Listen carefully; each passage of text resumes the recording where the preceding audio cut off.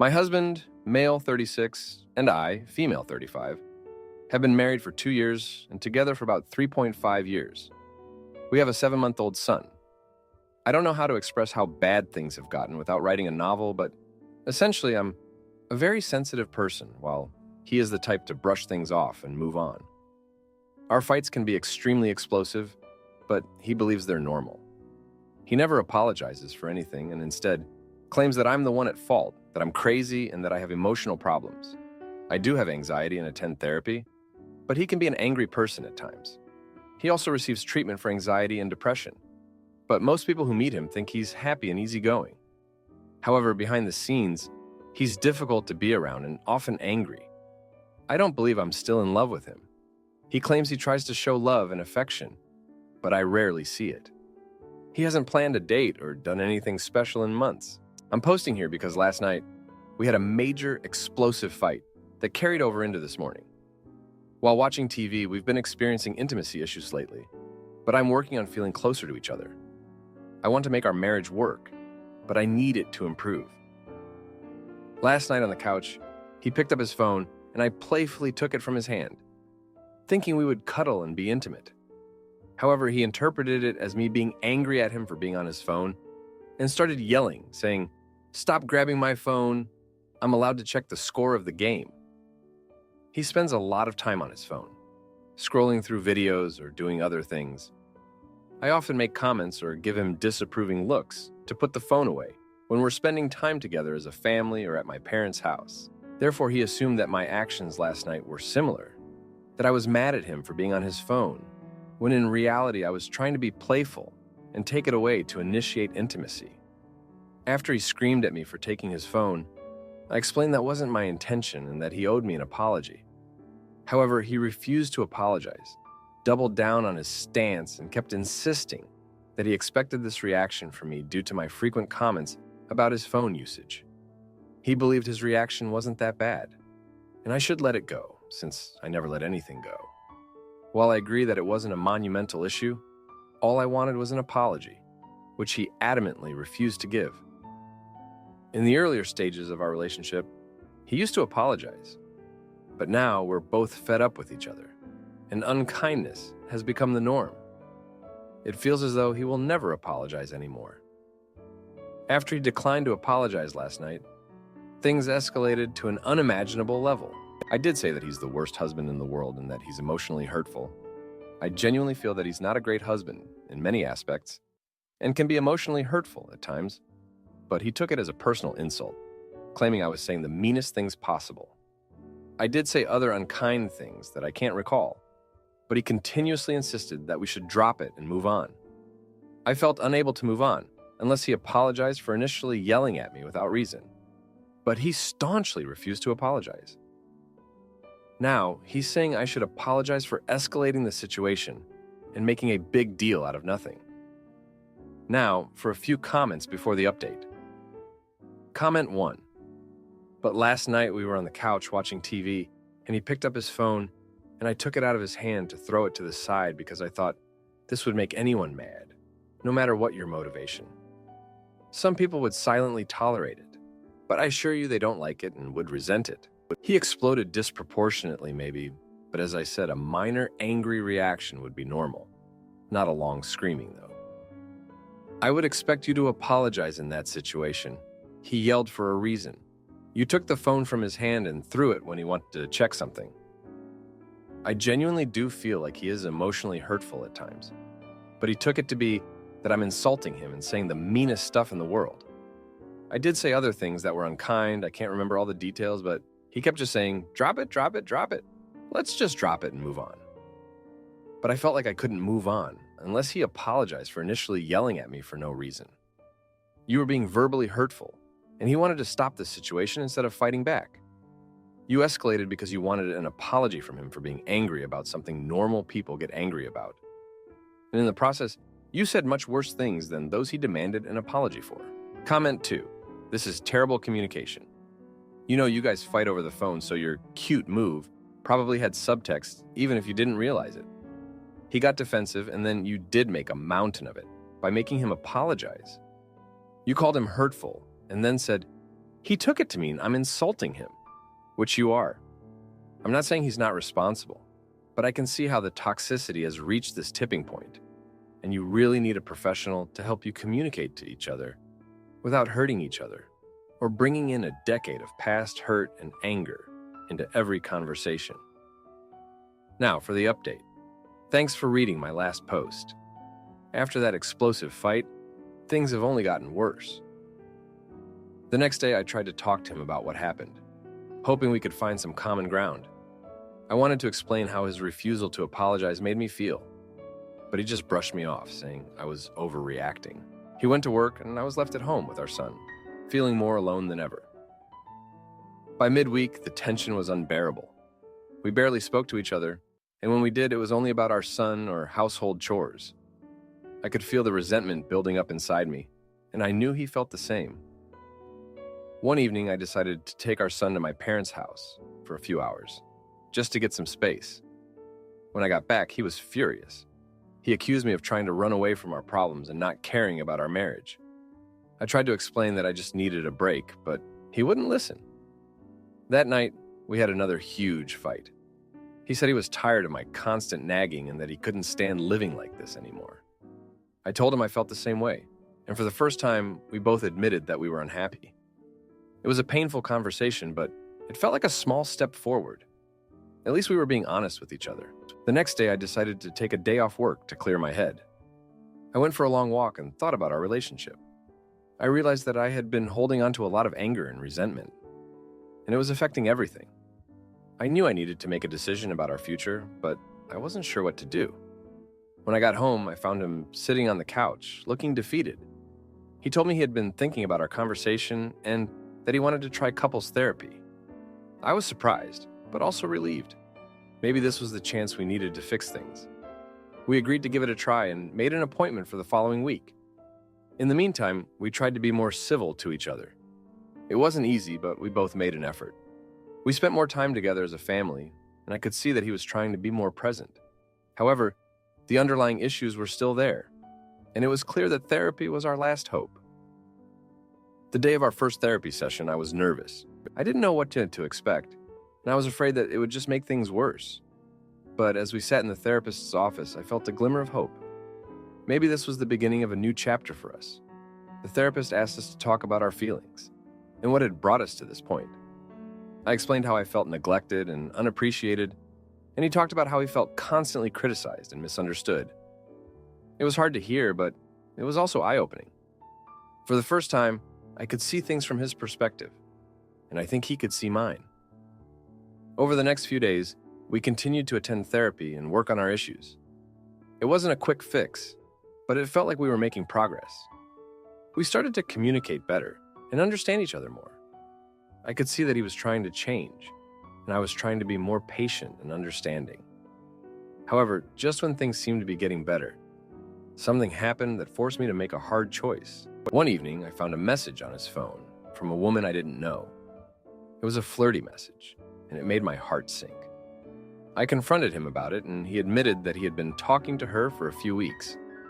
He insisted that it was just harmless flirting and that nothing had happened. But I felt betrayed. I didn't know what to do. On one hand, I wanted to believe him and continue working on our marriage. On the other hand, I felt like I couldn't trust him anymore. I spent the next few days in a state of confusion and anger. I didn't know if I could forgive him or if our marriage was worth saving. During one of our therapy sessions, I brought up the message. The therapist helped us talk through it, and I could see that he was genuinely sorry. He promised to cut off all contact with the woman and focus on our marriage. I wanted to believe him, but I was still hurt.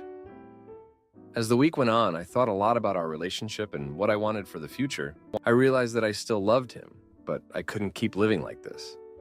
I needed to see real change, and I needed to feel valued and respected. I told him that I was willing to give him one more chance, but if he ever betrayed my trust again, I would leave. He agreed, and we continued to work on our issues in therapy. It wasn't easy, but I could see that he was trying. He started to be more attentive and affectionate, and I tried to be more understanding and patient. We still had a long way to go, but it felt like we were on the right track. Looking back, I realized that our problems had been building up for a long time. We had both been holding on to a lot of anger and resentment, and it had taken a toll on our marriage. But now we were finally starting to address those issues and work towards a better future. Thank you for reading.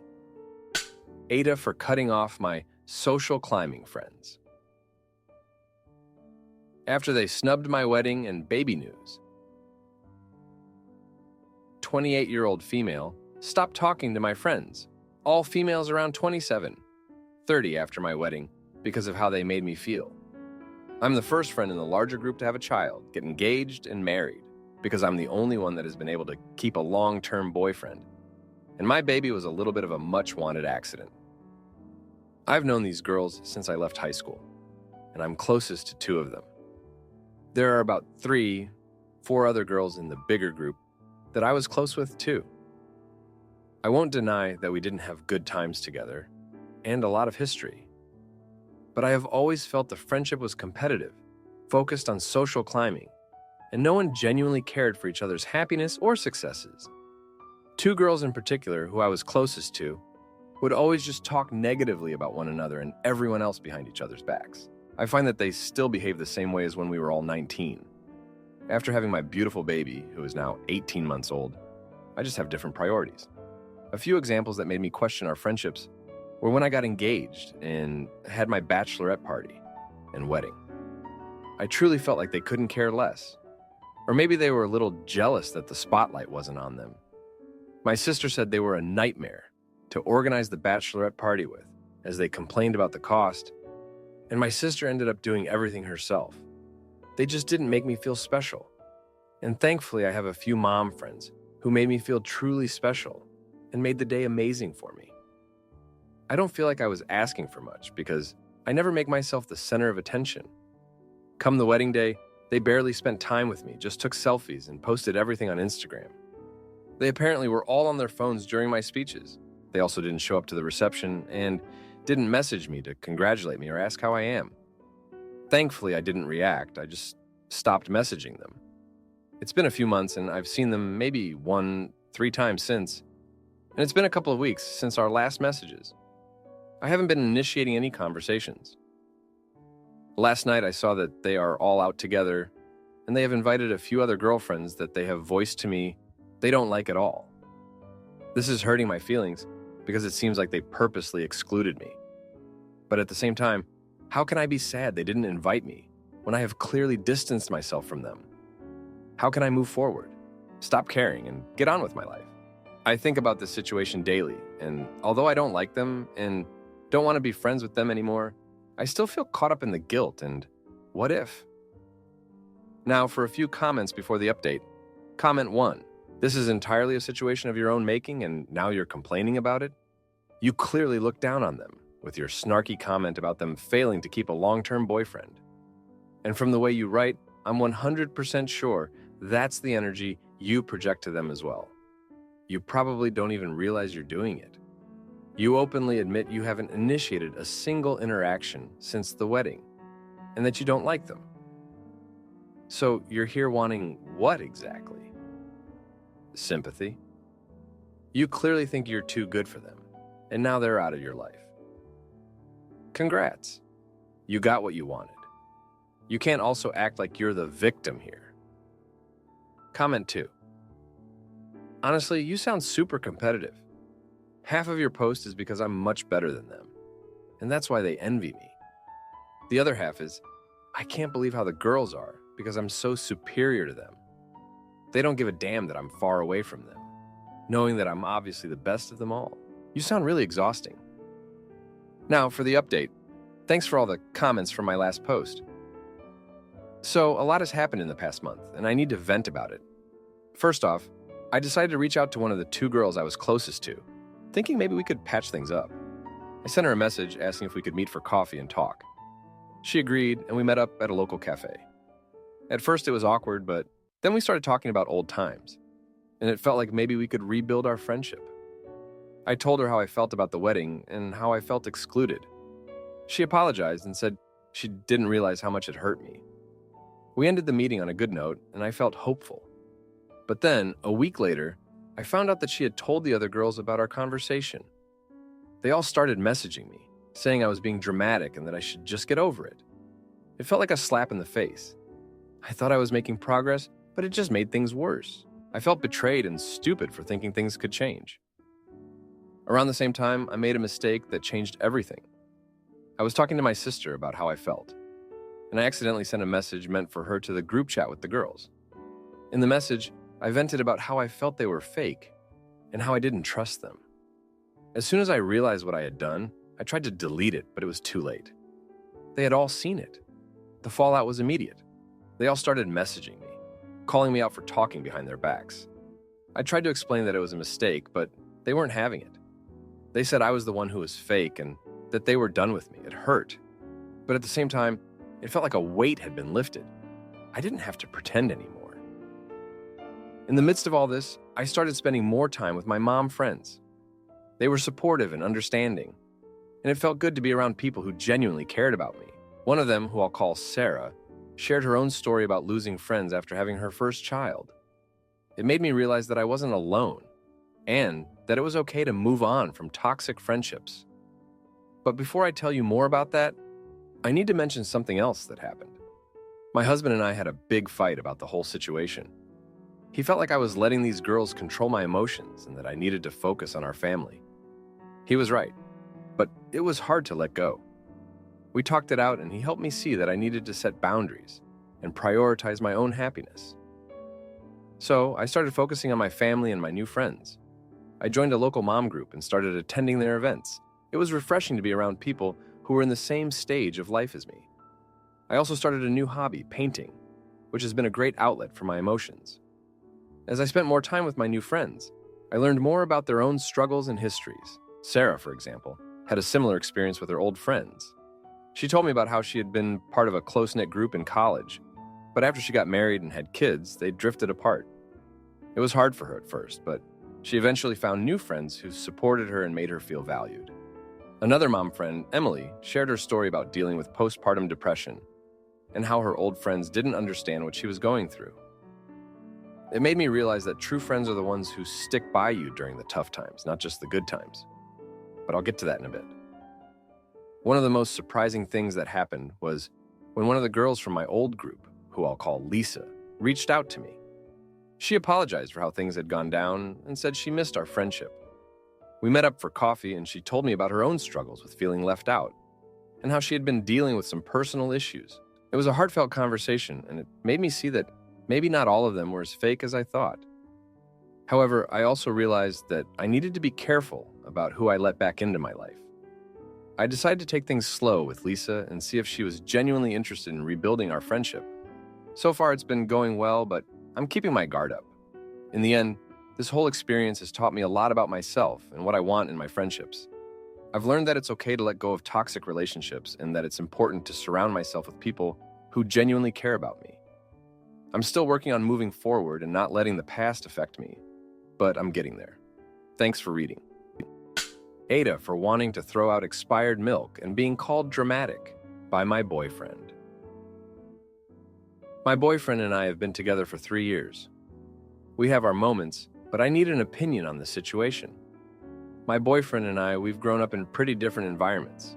His parents were more relaxed, let him do whatever he wants, while my parents were more anxious and strict. Thus, as you can imagine, he is the more chill and relaxed one in the relationship, and I am more anxious. Today we got into a fight. I had some expired milk, which was expired by 2 days, and I wanted to throw it away. My parents have always thrown away the food that has expired even by 1 day, especially since ever since I was small, I'd have major stomach issues. I still have stomach issues and I get nauseous often. I've been to doctors, but none of the medicine they have given me helps. Also, to note, I am lactose and gluten intolerant, but I do consume lactose and gluten from time to time. On the other hand, my boyfriend goes by the rule that if there is no mold and if it doesn't smell bad, then it's edible, no matter how long after the expiration date it has been. When I saw that this milk had expired, I told him we will not be cooking with it. We wanted to make mac and cheese. He was anyway going to the store to get pasta for it. So I told him to get some new milk. To this, he got very mad at me and told me not to throw away the milk, to which I said that I want to protect myself from stomach aches and nausea. especially since it has expired. He told me he will boil the milk and we can still use it. However, I told him I'd rather be safe than sorry, and I'd want us to get new milk. I told him he can have the whole milk, but I wouldn't want any from it. He got very mad and told me that I am being dramatic, how I have such wrong views on the world around me, and that I am pissing him off because I'm always throwing away food if it has expired. This argument kept on going back and forth for half an hour. I was explaining my concern, and I told him I would give him money for some milk. However, he said that my mindset is very annoying to him, and he is flabbergasted I wouldn't eat expired food. I don't know what to do. He is currently giving me the silent treatment. To add, guys, this post is more about the fact that he cannot handle an opinion different than his. He would get mad at me and throw tantrums, such as the one I explained if we have different views. Now for a few comments before the update. Comment 1. I don't really get either of your perspectives here. I'd initially agree with him because we should try to avoid food waste. It's pretty easy to tell if milk is still good, and the date on the label isn't absolute. If milk is pasteurized where you live, that's even more true. He reacted way too strongly about it, though. Then you were saying you have problems with lactose and gluten, but we're planning to make macaroni and cheese, and then acting like the slightly expired milk would be the cause of your stomach problems. If you are lactose intolerant, any milk is going to give you stomach problems, whether you perfectly follow the expiration date or not. Get Lactate instead of regular milk. And I hope if you have genuine gluten issues that you are going to use gluten-free pasta. If you have real issues with gluten and lactose and try to eat them both, I don't see why you're insisting this expired. But not sour milk is going to be the thing that gives you stomach issues. This just doesn't make sense to me. Comment 2. The fact she calls herself anxious, then blames it on her parents, but doesn't mention what she is doing to work on this, comes as she doesn't take accountability, and uses this as an excuse for her poor behavior. TBH, I'm not sure why she included this other than as a reason why her boyfriend should be all right with her paranoia. And best of all, she's lactose and gluten-free, coming to Reddit about milk. But she doesn't take lactose pills. But, oh, she has lactose occasionally. But she knows her body, and she doesn't know why she gets nauseous, facepalm. I feel bad for the chill boyfriend. He's probably tired of catering to her ridiculousness and dealing with her lack of accountability. And I agree with the boyfriend, expiry dates are more usually best before. His logic made way more sense. Now for the update. Hey everyone, thanks for reading. So after that fight about the expired milk, things have been pretty tense between us.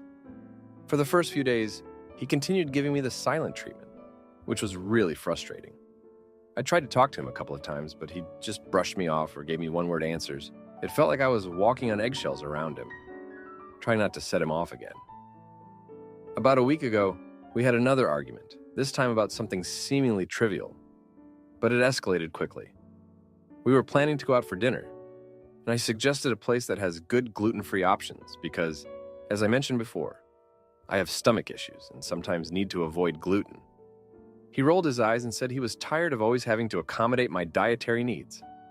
This really hurt because I felt like he was dismissing my health concerns.